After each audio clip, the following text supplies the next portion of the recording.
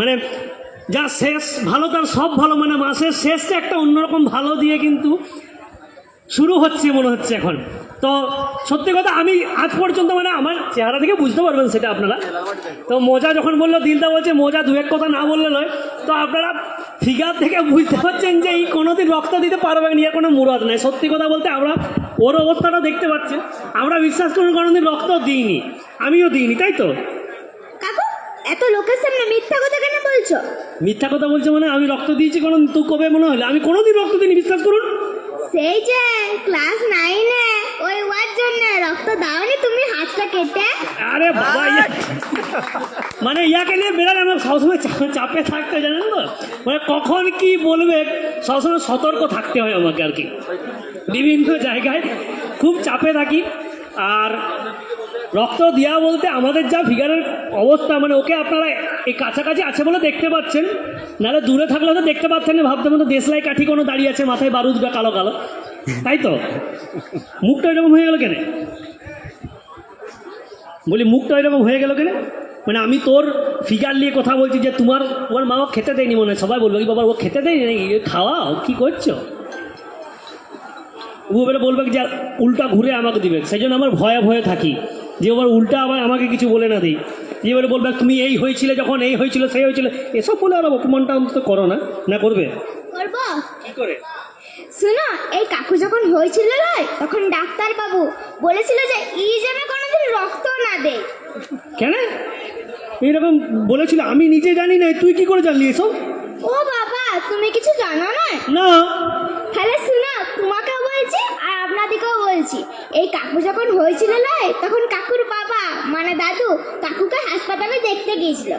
দিয়ে পর কাকুর বাবা মানে দাদু ডাক্তারবাবুকে জিজ্ঞাসা করেছিল যে ডাক্তারবাবু আমার ছেলে হয়েছে না মেয়ে হয়েছে।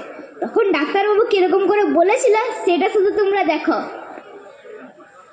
এরকম করে দেখছে আর বলছে কিছু তো একটা হয়েছে, কিন্তু কোথায় হলো খুঁজে পাচ্ছি না।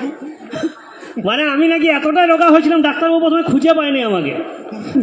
ডাক্তারবাবুকে হয়তো আতস কাইলি খুঁজতে হয়েছিল যে কিছু একটা হয়েছে, কিন্তু কোথায় যে হয়েছে খুঁজে পাচ্ছি না।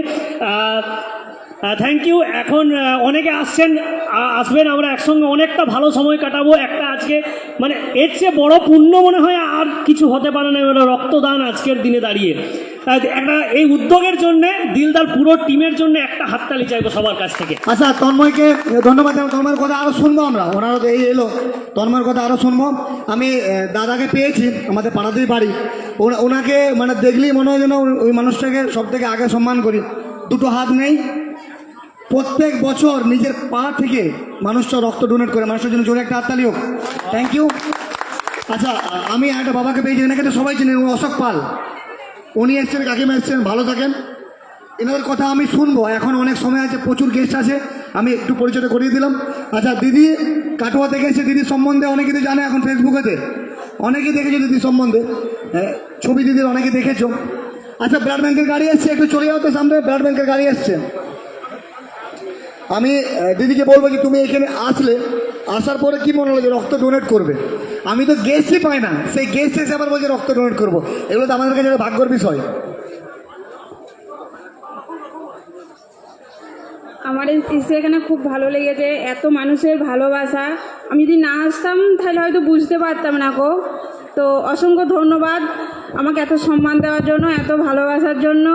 তো আমি রক্ত কাটোয়াতে আমি আরও 3-4 বার দিয়েছি রক্ত, আমি দিই। তো আমি দেখলাম যেখানে যেমন এসছি সেরকম রক্তটা দিই, কিছু মানুষের করতে পারে। থ্যাংক ইউ, ঠিক আছে, থ্যাংক ইউ। আচ্ছা, আপনারা ভিতরে যে বসেন, হ্যাঁ ভিতরে যে বসেন, আমি আরও বলছি কারা আছে। আপনি ভিতরে যে বসেন, আপনার গেস্ট। আচ্ছা, আমি বলছি, আমাকে এবার বলো তোমরা